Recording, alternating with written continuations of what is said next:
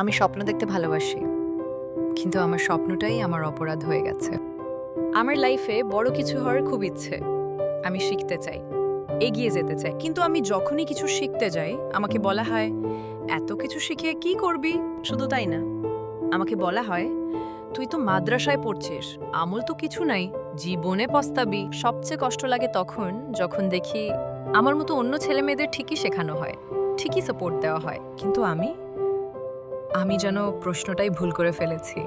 এই কথাগুলো শুনে আমি ভেঙে পড়ি। নিজেকে ছোট মনে হয় আমার স্বপ্নের কোনো দাম নেই।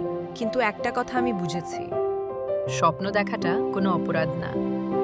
আমি মেয়ে বলেই থেমে যাব, এই সিদ্ধান্ত আমি আর নেব না। যদি তুমিও এমন কথা শুনে থাকো, মনে রেখো, তোমার স্বপ্নের জন্য তোমাকে কারো অনুমতি লাগবে না।